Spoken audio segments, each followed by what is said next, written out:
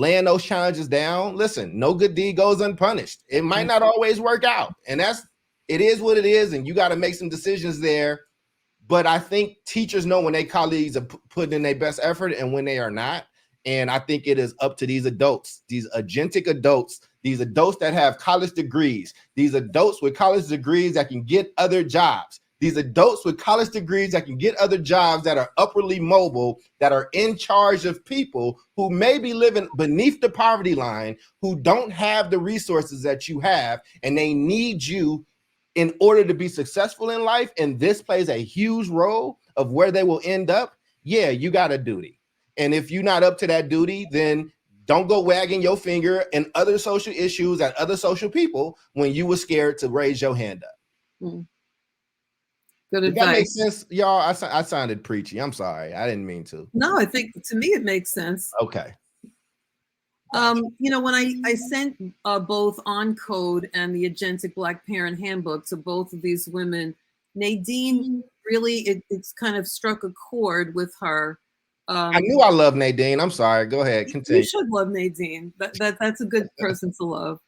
But I thought when I sent this to them that they were going to be more interested in the student agency piece. But Nadine, I think, really perked up much more about the parent agency piece, and says that, you know, she's been saying for basically her whole career in education that unless the parents are somehow engaged in this way, that it's very difficult for teachers to kind of make headway with students. So Nadine, talk a little bit about how, you know, you feel about the importance of parental agency. And then, you know, when you're done, throw out a question to Charles.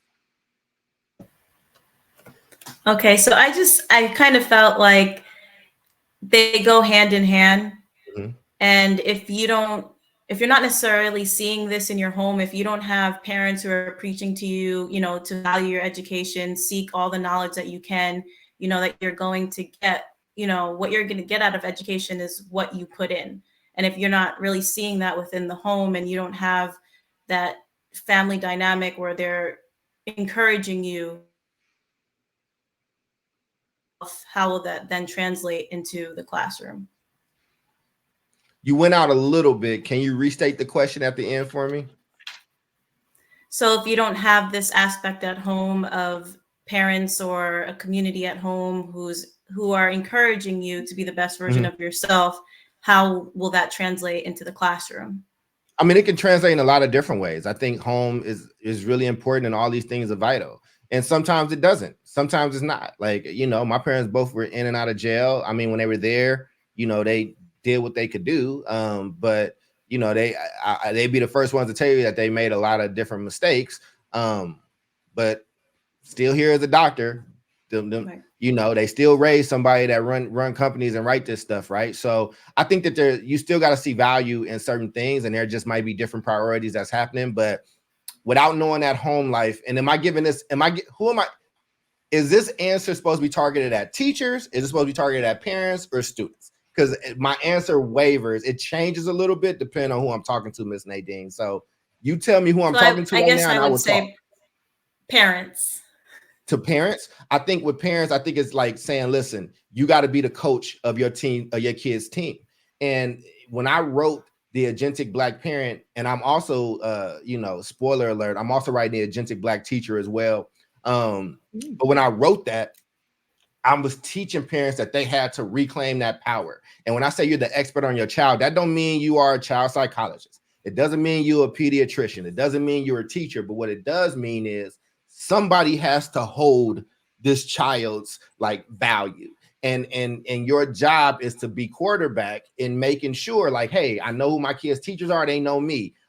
You know, we're working together. We're in a partnership. And if I need to do things at home, like, let's talk about it. Let's have an active partnership. Let's not be adversarial to the degree that we don't need to be. If we need to be, then I will be. But, you know, I am the one who has to raise this baby after the year that they're with you. So, like, you know, I want parents to reclaim that. But the toughest part of that job, and so y'all says y'all read it. So I spend more time in my trainings. I double and triple this time is I have to work with parents to let go of this guilt. A lot of our parents did not have the best education or got treated certain type of ways, or they felt like they made some mistakes as parents, and they're carrying this guilt, and this guilt is stopping them from interacting in an agentic way with their kids, teachers and schools and community that will help their kid out. And so we got to let that guilt go and a lot of that pain go in the moment, so we can make sure that this child has the best opportunity. And when I'm talking to teachers, I flip it, right? So in the agentic parent book, I make it the parent's job to introduce themselves, do these intro letters that we help them write and all that stuff. Like it's a bunch of worksheets in there. We have them sit with their kid and find out certain things, like what makes my kid smile? Hey, how does my kid act under pressure? Like, what does my kid respond well to, so they can inform that teacher. When I'm talking to teachers, I flip it. Hey, your first conversation with a parent shouldn't be about how bad their kid is or that their kid messed up. It should be saying, hey, Dr. Cole, I got your kid in my class. No, he's not in trouble. I just wanted to tell you he's been a joy. I've seen this and I've seen that. I'm such and such. You can reach me anytime. What's the best time to reach you? And I think we should, check in every 2 months or so, just to kind of know how things are going, right? Like everybody has a role in it. And so I'm really proud of the Agentic Black Parent. And the workshops tend to be, it's one of the only workshops that I've done that's not fully captured on film in that way, because it tends to be a very emotional, intimate kind of setting where I really dig deeper into my social work bag than I do in my educator bag. So thank you for dusting that off and giving it a look. That means a lot. Well, also the language that you use, encouraging Black parents to articulate the beauty and strength in their children.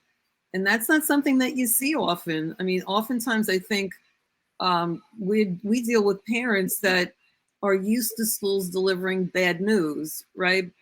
Think about it. I mean, when was the last time that we've heard a parent encouraging any school personnel, teacher, principal, or anyone, to articulate and appreciate the beauty and strength in their child? I mean, I think that's pretty powerful. Absolutely.